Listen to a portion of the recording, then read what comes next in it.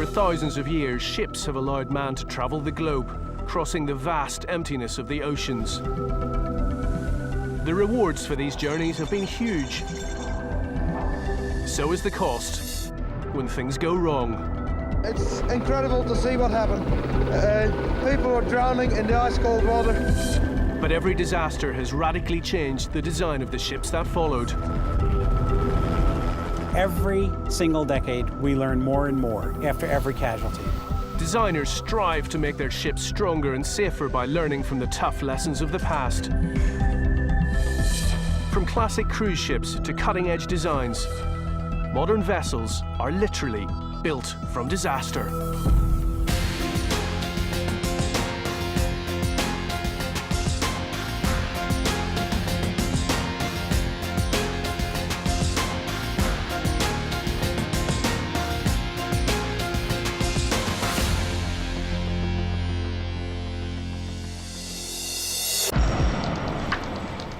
Disaster at sea can be a terrifying and deadly experience. Often miles from assistance of any kind, passengers and crew have only themselves and their ship to rely on. The ocean is an unforgiving environment where there are no second chances. In 1994, 852 people died after the car ferry Estonia sank in the Baltic Sea. In 1990, a fire on board the Scandinavian Star killed 158 passengers and crew. And most famously in 1912, over 1,500 people perished in the icy wastes of the North Atlantic after the Titanic hit an iceberg. These and other tragedies highlight three of the primary risks faced by passenger vessels: collision, capsize, and fire. The designers of all modern passenger ships use every tool at their disposal to limit the risk of these dangers. And this can be seen clearly in Italy, where one of the most high-tech cruise ships ever built is nearing completion. This is Ruby Princess. $500 million, 290 meters long, and over 116,000 gross tons. Built to cruise the Caribbean, it's taken just 14 months to get the ship to this stage. Giorgio Gomiero is the man responsible for this cutting-edge project. We are going something like 45 meters, 15 decks when we come at the top. Ciao, buongiorno. Ciao. Okay, we are on board Ruby Princess. This is our latest ship that we are going to deliver in a few months. We built the ship piece by piece. This is definitely an handmade product. With cabins for 4,800 passengers and crew over 19 decks, this ship will be a complete floating city with every conceivable passenger facility built in. There are 5 swimming pools, 7 restaurants, and even a wedding chapel. Watch your step. This is a bar. And it is a covered area. We have an hamburger bar, we have another bar over there. Of course, this is a public space. It's a passenger ship. There is quite a lot of space to have fun, to have a drink, to take a rest, to have a swim. Incorporated into this vast vessel are the latest advances in ship construction and safety systems. When you start with the project, you have also to take in mind all the safety of the ship. And you have to build the ship also taking all these constraints. And you have to respect all these constraints till the beginning. The process starts with 19,000 tons of high-quality steel plate. This is made into precise shapes by a plasma cutter, and then welded to form sections which piece together to make up the ship. So we build the ship like a Lego, actually. The ship is built in the dry dock. We have these big sections that are taken in dry dock, they are put together. One big section is going on board. All the sections should go on like this, and the section is then welded and outfitted. This huge structure is an incredible feat of maritime engineering, built to withstand the awesome power of the sea. Modern passenger shipping is now one of the safest forms of transport on Earth. But it wasn't always that way. April the 7th, 1990. The passenger ferry Scandinavian Star was travelling between Norway and Denmark with 482 people on board. In the early hours of the morning, a fire broke out in an unused accommodation area. The fire gained strength and rapidly spread throughout the ship, producing clouds of thick, toxic smoke in the corridors. Desperate for oxygen, the passengers searched for ways out. I heard this noise from the fire, and I saw all the smoke coming out from every open door. I remember that it was so much smoke, and it was like a very huge waterfall of smoke. Then I understood that this is a great disaster. This is terrible. People are dying here now. At 3:20 a.m., with the fire out of control, the captain gave the order to abandon ship.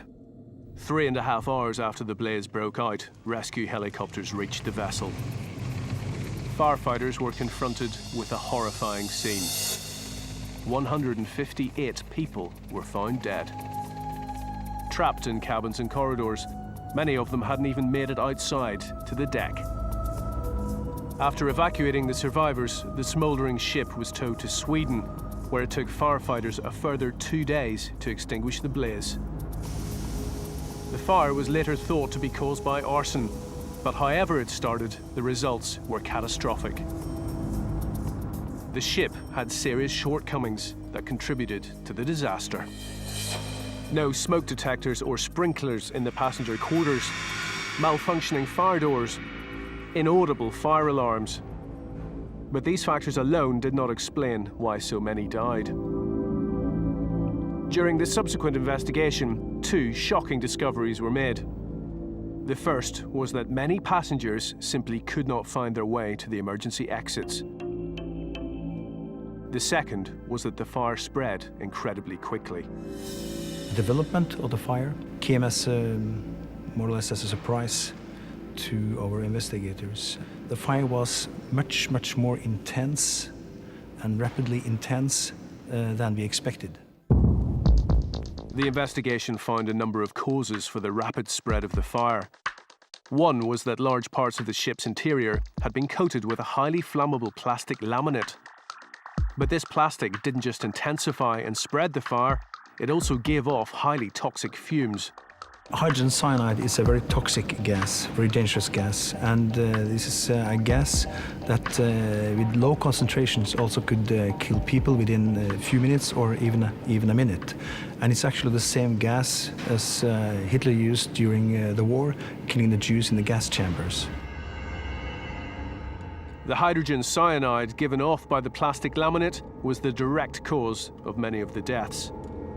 This could not be allowed to happen again.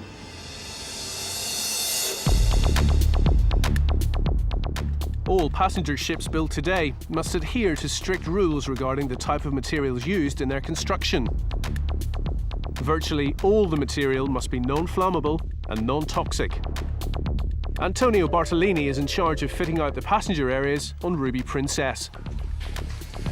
This is the main theater of the ship, which provides seating for over 800 people.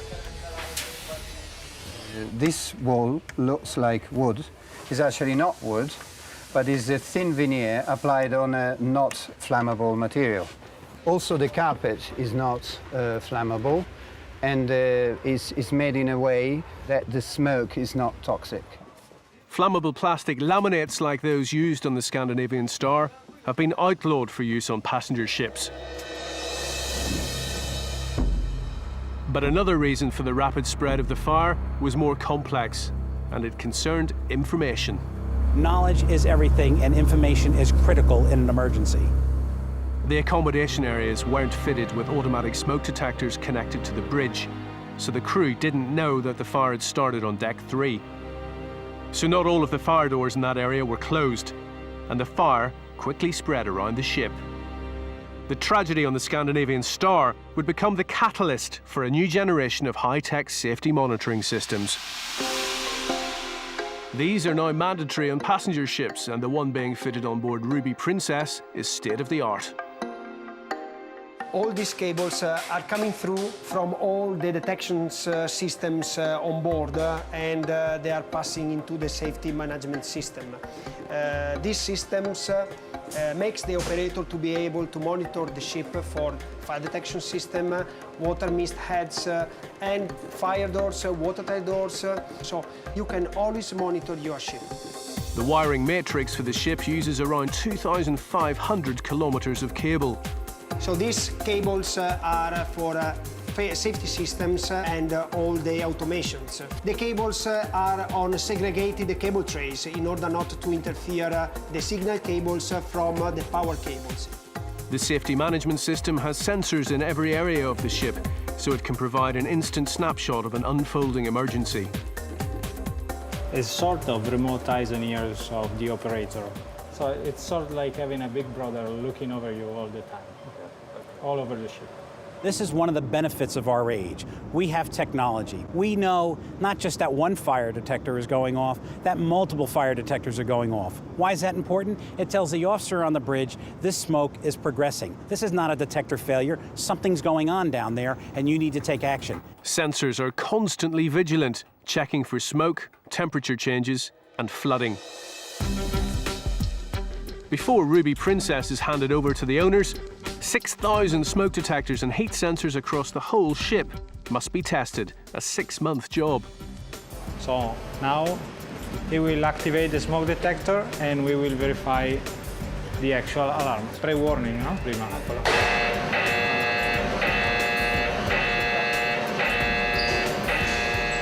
The alarm is being activated and you see this was the peak of the smoke detection. If nothing was done about this alarm, the safety management system would take over. Fire dampers would shut, cutting off the air supply to the fire. Fans have gone from the red color to green color, so from running condition to the stopped condition. We've just stopped the air supply to that part of the ship. The water mist system would then activate. This is the latest in sprinklers. Pressurized to 150 bar, the water is sprayed as tiny droplets. It's a matter of minutes extinguishing fire. Conventional sprinklers are problematic on ships as they allow large amounts of water to collect, which could cause destabilization or even sinking. The advantage of the water mist system is that it can extinguish a fire using very little water. And it's now widely used on many types of ship. The appalling events on the Scandinavian Star had far-reaching effects on the regulations regarding materials and monitoring systems. But the inquiry also revealed a much more fundamental problem with the ship. The evacuation routes were poorly thought out and managed. Many dead ends and twists and turns trapped disoriented people in the thick smoke. We could see a lot of people dying just aside a fire exit. I think 12 people were found in a corridor with a dead end. And if you go back 1.5 meters from the dead end, there was a fire exit just to the outside, to the open, to the deck. And 12 people were found on the floor, dead. In response to disasters like the Scandinavian Star, evacuation planning is now considered at the earliest stages of a ship's design. On Ruby Princess and other cruise ships, one of the primary aims is to make sure there's always a way out. You have to avoid the dead end, and there is a fire here. Naturally, you are psychologically, you try to avoid the fire, so you escape in the opposite direction. If you want to escape in the opposite direction and there is no any other exit, that is a dead-end corridor, and can happen that the people are trapped inside. Nowadays, all the corridor is designed in such a way that you can always find a different means of escape, bringing you in the same state or the same primary route. That is the modern way to design the escape route of a passenger vessel. During an evacuation, time is critical. To ensure that passengers can escape fast enough, the evacuation routes are tested with computer modeling. According to the rules, we have 30 minutes for the assembly, for the mastering time, and 30 minutes for the embarkation and abandon ship process. All the lifeboats are simulated by these areas here, and so we have from the deck of the ship, where the assembly stations are, you can see all people moving and moving from the public spaces into the assigned area that correspond to the lifeboats. So it is possible to check physically with a sample of travel time and speed of the different occupants, how long does it take for the whole population to reach safely the embarkation points. On this ship, using the specific tools and the software simulation, we can demonstrate that all the occupants can safely be inside the lifeboats in approximately 20 minutes, so having a large margin in comparison with the rules. The journey towards safer shipping has been a long one, and the disaster which advanced it more than any other is perhaps the most famous shipping tragedy of all time, the sinking of the Titanic. On the 14th of April 1912, with over 2,200 people on board, the Titanic was on its maiden voyage across the Atlantic to New York. She was the biggest passenger steamship of the day. In fact, the largest moving object ever created by mankind. Incredible luxury, combined with great speed, Titanic incorporated two major safety factors in her design. The first was a double bottom hull, which protects a ship if it hits an underwater obstruction. The second were her compartments, which subdivide the interior of a ship to stop the spread of flooding. These and other design features gave the ship a reputation for safety and inspired great confidence in her passengers and crew. Some even called her unsinkable. But that night, they were proven wrong. Just after 11:40 p.m., the gigantic ship struck an iceberg. She was at least 560 kilometers from the nearest land. As the iceberg scraped down the starboard side of the ship, it caused massive damage. This damage went for over 90 meters, and it opened up a third of its length of the starboard side. The ship could have been protected by her double bottom hull, but the iceberg had damaged the sides of the ship, above the level of the double bottom. As a result, vast amounts of icy water flooded into Titanic. In this situation, her other design feature, compartments, should have limited the amount of water that could enter the ship. But there was a problem. The damage had compromised not one, but 5 of Titanic's compartments, an impossible breach which would sink any vessel. What became critical now was whether she would stay afloat long enough for a rescue vessel to reach the scene. One aspect of the ship's design proved disastrous. As the damaged and flooding bows sank lower into the sea, the rising water reached the top of the bulkheads that formed the compartments, but these weren't completely sealed to the deck above. The compartments themselves were not fully watertight. They were open at the top. So what happens is, as water goes into one compartment, it weighs down the ship, and if the ship goes down far enough, water will start to pour in to the next compartment. Because it breached 5 compartments, this cascading effect of flooding could not be stopped on the Titanic, and it went down in 2.5 hours. When the steamship Carpathia eventually arrived at the scene, the Titanic had already gone down, and the majority of her passengers were dead. Over 1,500 people died in the disaster. Many factors are thought to have contributed. The quality of the rivets used in her hull, her high speed in a known iceberg area. And shipbuilders have learnt many lessons from this legendary shipping tragedy. One of Titanic's design features, the double-bottom hull, is still in use. It's still one of the best ways of protecting a ship from damage caused by a collision with an underwater obstruction, and has saved numerous ships from sinking. The reserve inner hull prevents water flooding into the ship. On Ruby Princess, this double bottom is 1.8 meters deep. To get a proper look at the hull, the ship would have to be lifted out of the water and literally cut in half. But just a few hundred meters away from Ruby Princess, there's a new cruise ship at a much earlier stage of her construction. You can see here actually a complete section of the ship, and you can see how the ship is built. This gives unprecedented access to view the double bottom. The first level is the level of the double bottom. The double bottom is 1.8 meters from the keel and is there in order to give a safety in case of grounding of the ship. On board the passenger ships is actually specified to have a continuous double bottom from forward to aft. Underneath, the scale and strength of this vast vessel becomes apparent. Pay attention, because there are a lot of workers. This is the shipyard. The level of the double bottom is marked on the outside of the ship.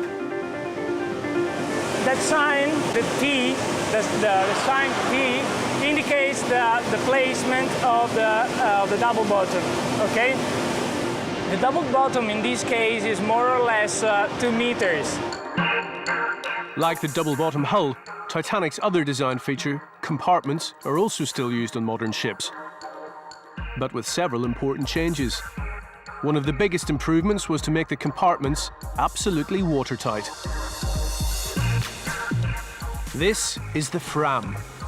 Right now, this brand new cruise ship is sailing near Greenland. But this ship isn't trying to avoid icebergs like Titanic. She's actively looking for them. Her passengers want to see these huge ice mountains close up.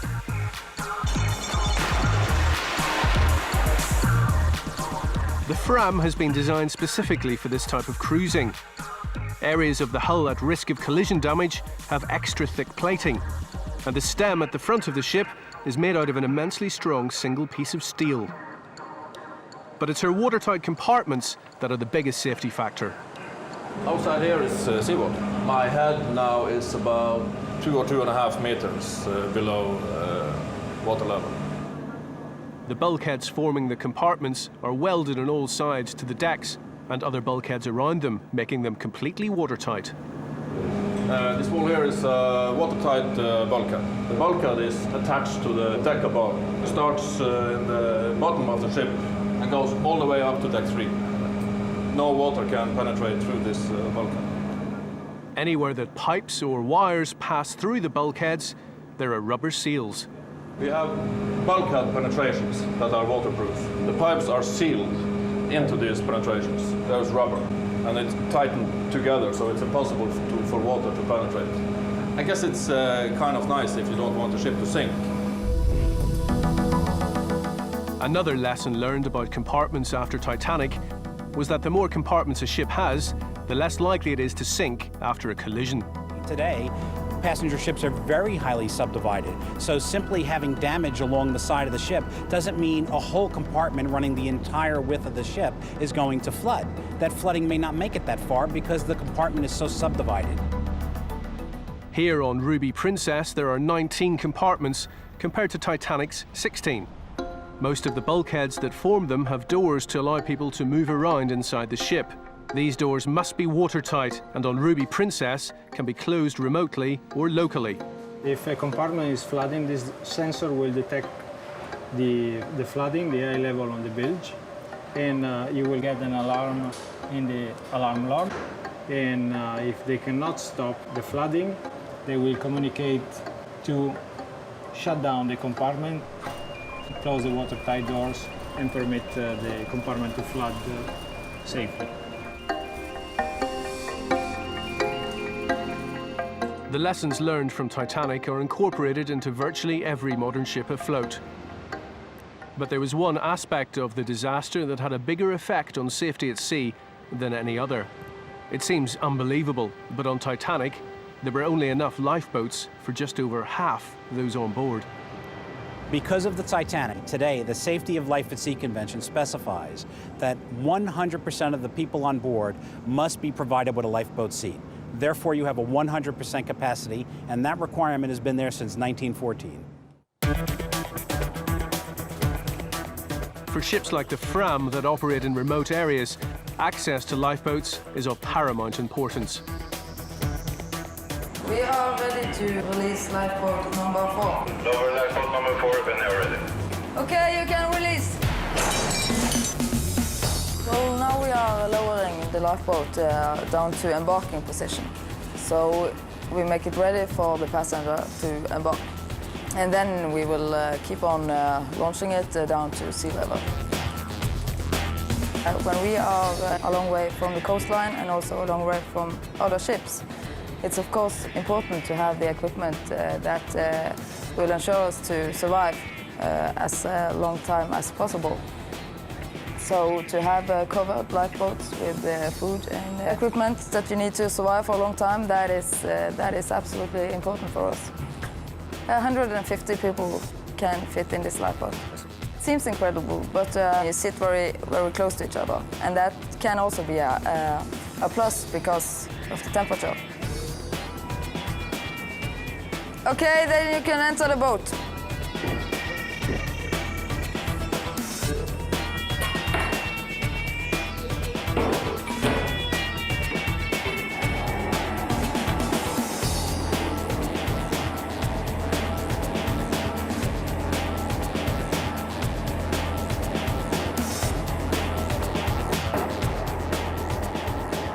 Today is just a drill on how we will do it in an emergency situation. Of course, we hope that we never have to do this in a real situation. The lifeboat is more than good enough to spend time in, but we like it better when we can spend it on fun. For the passengers of Titanic that did make it to the lifeboats, the ordeal was far from over. They had few provisions and minimal shelter. Many of them died of exposure because the boats were open to the freezing weather. Many lifeboats today are enclosed to keep the occupants out of the wind and spray and have advanced features to aid survival. In this locker we have fresh water for the one who's in here in the case of an emergency. And there's half a liter for every person every day, 3 days. Inside this locker is a maintenance sheet for the engine. We have drift anchors. We have also food in these boxes. And we have thermal protecting suit, keeps us warm. This boat is basically a life support system in case of emergency. Lifeboat provision on modern passenger vessels means abandoning ship is a far more survivable operation, and this is directly because of Titanic. But collision is still one of the primary causes of disaster at sea, and although modern mariners have many tools at their disposal to reduce the risks, sometimes they need a little extra help, particularly when entering or leaving port.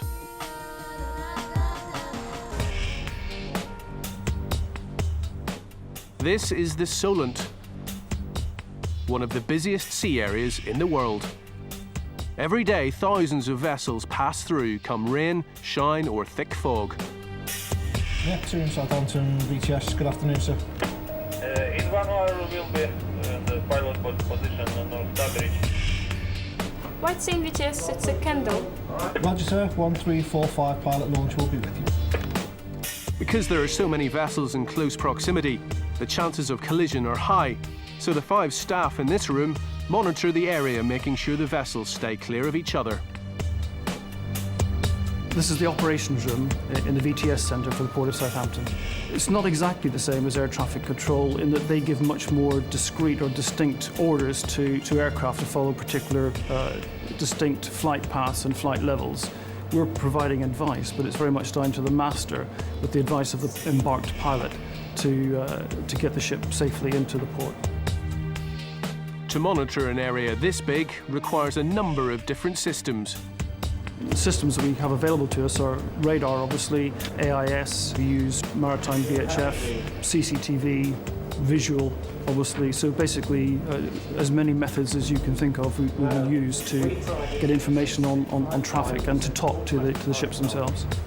In general, the difficulty we have in conditions terms is with visibility. We reduce the traffic to single flow to make sure we don't have a conflict between two large ships in one of our channels. Nowadays, it's common in large ports to have such a system. Thank you very much, sir. The VTS Centre provides a safety net for ships at risk of collision, but sometimes it's the sea itself which is the enemy. September 1994. The roll-on, roll-off car ferry Estonia was on passage in the Baltic Sea. There were 989 people on board. In the early hours of the morning, halfway between Tallinn and Stockholm, the ship encountered extremely heavy weather. Huge breaking waves relentlessly pounded the vessel. The continual slamming of these vast walls of water weakened the assembly of the bow visor used to load and unload cars. Just after 1 a.m., the hinges failed completely, and the visor was torn off. This exposed the open car deck behind and allowed water to enter the vessel. The effects were catastrophic. Estonia, what's going on? Can you reply? My immediate reaction was to try and find a way out, or find a life raft, find a life jacket. I could see the water coming onto the ship. I couldn't see a way of getting off, and I could see my life ending at that point, trapped inside the ship. The ship capsized soon after, and at 1:50, the Estonia disappeared from radar screens.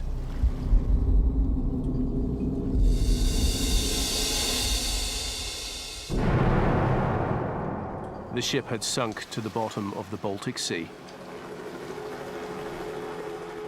Helicopters and nearby ships arrived to help those that had made it to the life rafts.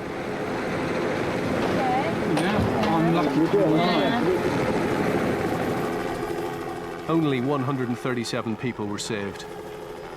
852 died.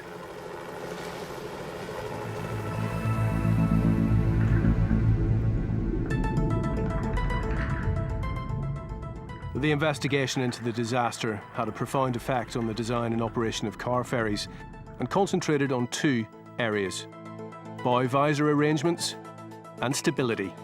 In the past, stability had always been a problem on car ferries. This is because they have large open car decks, effectively one huge compartment stretching the length and breadth of the vessel. If water somehow got onto this deck and moved around freely, the ship could be destabilized. The phenomenon is called free surface effect, and it works like this. As the ship naturally rolls to one side, the surface of the water will stay level. This means that the water gathers on the low side of the vessel. The result is that the ship's center of gravity is raised, which has a destabilizing effect, sometimes to the point of capsize.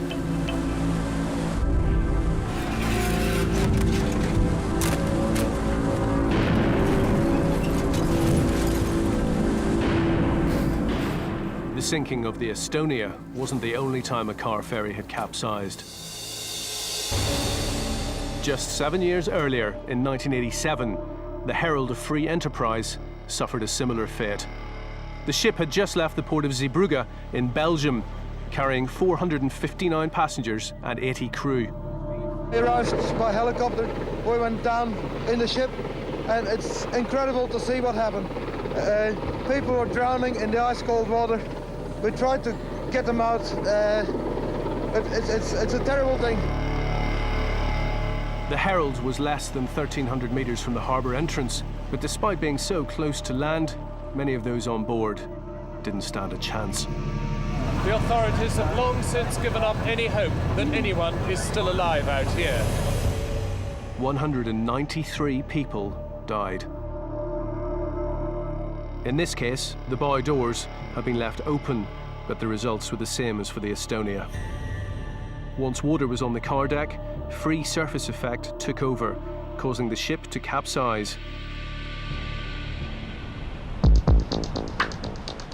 Various solutions to the problem of free surface effect were tried. One of the first were removable bulkheads. These partitions reduce the size of the open spaces on the car deck, limiting how far water can move. But for short journeys, they increase loading time.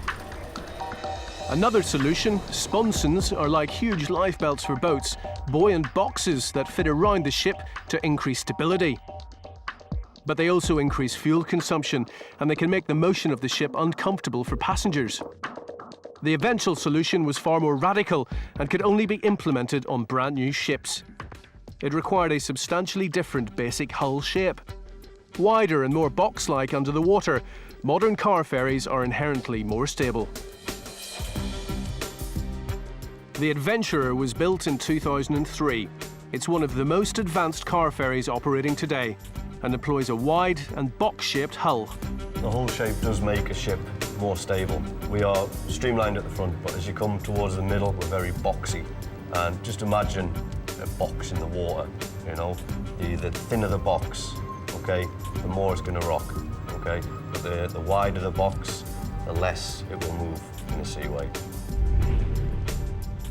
As well as having an inherently more stable hull, the Adventurer has been designed with another feature to deal with free surface effect. Drains, or in nautical terms, scuppers. These drains deal with the problem of water on the car deck in the most effective way possible, by getting rid of it. The important thing is to keep water off that car deck at all costs. What we have essentially is big drain holes. The water would go down these drain holes into a big holding tank, okay? And the pumps would then be started to pump this water out of this tank. As the water came in, it would be pumped out. But in the Herald and Estonia disasters, stability was only part of the problem. Bow doors and visors were the other factor.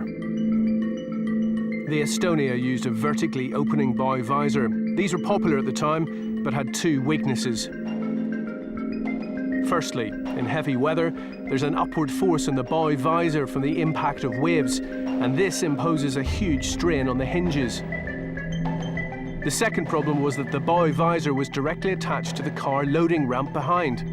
When the hinges failed on the visor and it fell off, the ramp was pulled down, and this allowed water to immediately enter the car deck. There were no fail-safes. It was such a shock to everybody, and it was clear that something had to be done. It had to be done very quickly indeed. Part of the solution to these basic problems was to move away from using bow visors. Most modern car ferries are now constructed using horizontally opening doors. The advantage is that waves hitting the doors push them inward rather than upward, actually making the structure more solid. The second level of protection is to provide a secure watertight bulkhead behind the bow doors. On the Adventurer, this is formed by the car loading ramp. It's entirely separate from the doors, and once raised, is locked in position.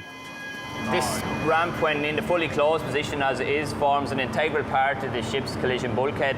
If the outer hull is breached, for example, if we were hit by another ship in the bow area, as long as the bow ramp here integrity is not breached, it should allow no water ingress onto the car deck. Should anything go wrong with the bow door arrangement, it's vital that the crew know about it. Like the Scandinavian Star, both the Herald and Estonia disasters were made worse by a lack of information. The Herald and the Estonia didn't even know water was coming into the deck.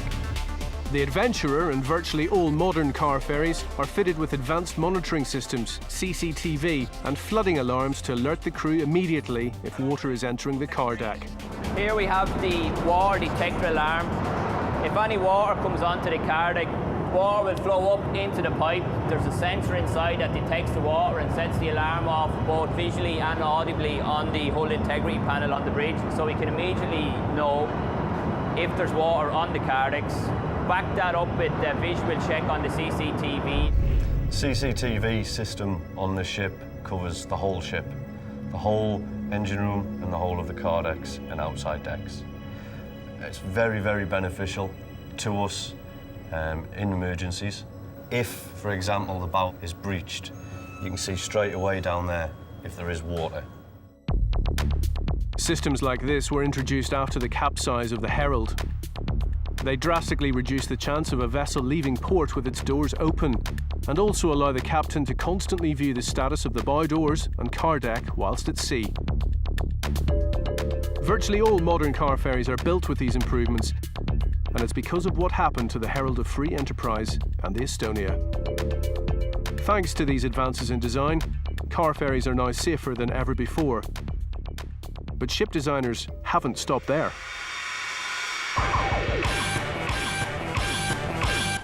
There's a radical new type of ship that addresses all of the problems faced by car ferries, the high-speed catamaran. At the moment we're travelling from Dunleary to Holyhead on the Irish Sea. We're travelling at 40 knots on the Stena Explorer, which is the world's largest high-speed catamaran ferry, which is 126 metres long, powered by 4 gas turbines, which are equivalent of aircraft engines. These 4 engines produce a staggering 100,000 horsepower.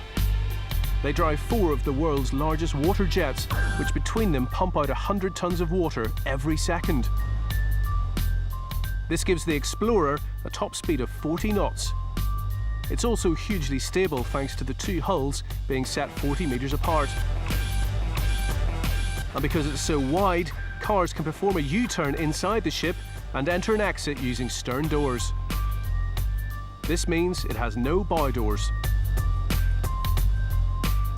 The Explorer is cutting edge and has every imaginable safety system designed in from the start. But this ship has one safety feature that overrides all the rest. In case of a collision that damages the hulls, it'll stay afloat even when inundated with water. And wreck the ship, which means taking the bottoms out of both hulls, and the ship will still float. She'll float at the car deck level, which is a very safe position to be in. The Explorer can do this because she's very light, a result of being designed to operate at high speed. While the Explorer seems to be an ideal solution to the challenges faced by car ferries, there's one problem it faces that's extremely difficult to overcome: fuel consumption. The price for such high speed is reduced fuel economy. As a result, the high-speed catamaran sometimes only operates at reduced speed.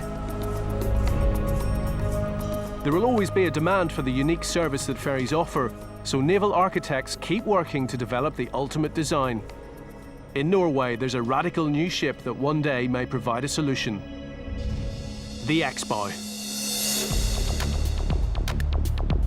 This is a totally brand new concept that does not exist in comparison anywhere in the world. This futuristic-looking design is already in use on commercial ships, but may soon be implemented on passenger ships. The most important aspect is better heavy weather performance. You can actually pass through heavier seas at higher speeds. There are 2 reasons why the design can do this. Firstly, this type of bow has volume much lower down than a conventional bow. This means as the ship encounters a wave, the increase in buoyancy is gradual and constant rather than sudden and rapid, as on a traditional ship. This makes the vessel's motion smoother. The second reason is that the Xbow is not flared. Conventional bows curve out at the top. The Xbow doesn't. This means energy isn't wasted trying to push waves out of the way, so a higher speed can be maintained. Now what we see here is the traditional offshore bow moving in North Sea heavy conditions at 12 knots. And this is the Ulstein Xbow moving in much larger sea states and even higher speeds than compared to this one. And you can clearly see the difference in how they encounter the waves. Now, the normal traditional bow always tries to push the water up and away from itself, whereas the Ulstein Xbow tries to go through it in a more smooth way, just deflecting water along its side. In this footage shot in heavy weather in the North Sea, the difference between the 2 types of ship is apparent. The traditional bow is lost in a plume of spray, as the Xbow almost glides forward. But testing models of the new design wasn't all plain sailing. So when we first approached the model test facility, they were kind of skeptical to the concept because they believed that the ship would probably go under as soon as it hit a wave. So we found that we wanted to test the boat in a developed high sea state where you encountered a big wave in high speeds. So this boat is now moving along at 14 knots, hitting a wave at approximately 14 meters. And even in this wave, the boat survived well. And that was a very good day, actually. One of the primary advantages of the design is that it reduces the slamming effect of waves on the bow. If you see the gray spot here and here on this vessel, those are pressure cells that measure bow impact loads. And we've seen that the Theon Xbow never have any bow impact loads of significance. Since you don't have that continuous slamming impact, you're not as exposed to structural damage as compared to a traditional type bow. This is a potential benefit for ferries. We have a separate design that we are now developing for ourselves, and we know for a fact that loading is going to be significantly less than for a conventional flared bow vessel. The design has several other assets for passenger shipping. Because it's able to operate regularly in heavier weather, there should be fewer cancelled or delayed sailings. And as the ship is subject to less stress, the manufacturers claim that maintenance costs should be lower. And fuel costs will also be reduced because the design moves more efficiently through waves.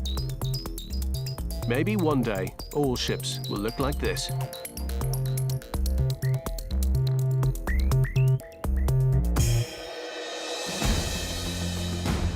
Back in Italy, the finishing touches are being added to the much more traditional-looking Ruby Princess. When all the onboard systems have been successfully tested and the ship is handed over, the owners will have a vessel that has been built with knowledge that's been gained over hundreds of years. From safety monitoring systems to watertight compartments, even the most sophisticated aspects of her design can have their heritage traced back to ships that have sailed before. This process of continual improvement will never stop, nor should it. That's what it's all about. Although accidents will sometimes still happen, naval architects hope that by learning from the tough lessons of the past, modern ships will sail safely into the future.